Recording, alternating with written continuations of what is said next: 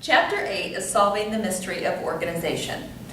The gist of this chapter is you have to sort of think like a writer. A lot of times when we read sort of passively and we just sort of read what's there, but we don't really think about how the writer actually put so much time and effort into how the organization is being presented to you. And I'm talking with my hands a lot, I know. I have a habit of doing that. Anyway, so when you go to write a piece, you have to put a lot of organization into it, and you organize your thoughts with a certain sense of organization. And this chapter talks about how by paying attention to how the writer organized the information, you can get a lot more out of it, and it'll improve your comprehension. For the most part, information is given to you generally and then backed up with specifics. If you think about your writing class, a lot of times your instructors will say, you give your statement, what you're going to talk about is your general main idea topic sentence, and then you give supporting details that back up that information. So it's the same thing with writing, with reading. Your job is to figure out what's the main idea of the paragraph, and then you find the supporting details that follow. In this chapter, and we'll do this in class, you're going to be looking at groups of words to figure out which one is the most general. So if you have hurricanes, tornadoes, tsunamis, and earthquakes, nope, not earthquakes, hailstorms, and then you also have severe weather. Which one is the most general? Hopefully you think severe weather. And then the supporting, or the examples, are going to be the supporting details. These are all examples of severe weather.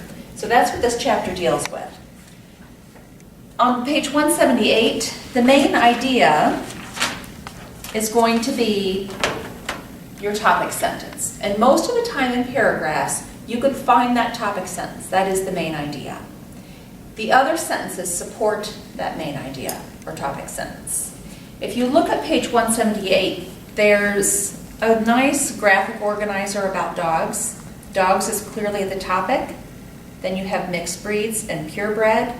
Then within the purebred, you have examples: working, herding, companion, and others. Then it's broken down even more. So that's sort of the hierarchy of how it's written. And by figuring out that that's how the writer is writing, it will help you comprehend it, because your job when you're reading is to get this information into your head. And we've talked about those file cabinets. Any way that you can organize your information into your head, it's going to help you understand it and remember it. And that's the point of reading. So keep that in mind. As I said before, most paragraphs have a topic sentence that is the main idea. But as we become better readers and you get assigned harder reading, a lot of times the writers don't give you a specific sentence that is the topic sentence that you can copy it and say, that's the topic sentence. When you have to figure it out on your own, it's called implied, an implied main idea. A topic sentence is a sentence. The main idea can be either implied or it can be stated. If you have to come up with it on your own, it's called implied.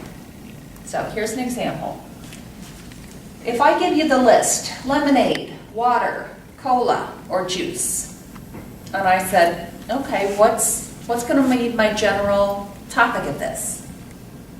Could you say hot drinks? Probably not. I don't like my lemonade hot. I don't like my pop hot.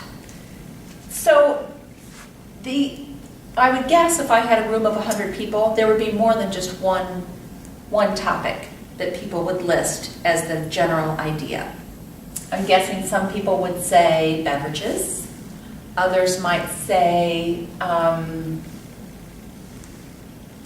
beverages that you might drink if you're hot, or non-alcoholic beverages.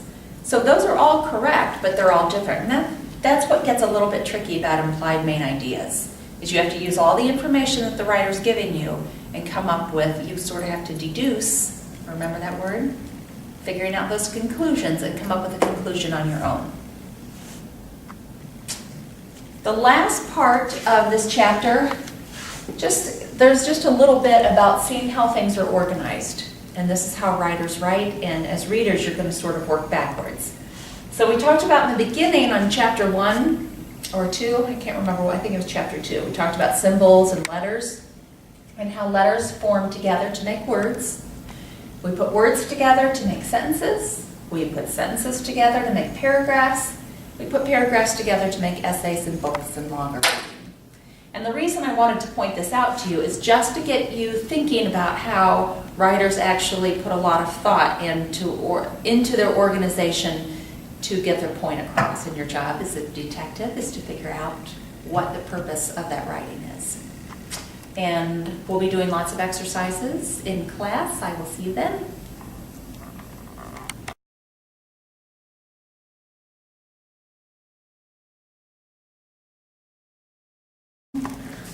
I'm recording. What am I saying? All right. This chapter we're going to be talking about. What chapter? Okay. Okay. Whew. All right. Chapter 8, Solving the Mystery of Reading. This chapter is done. What did you just say? I don't know. She's not speaking English. Okay. You have to cut that. Of course. Okay.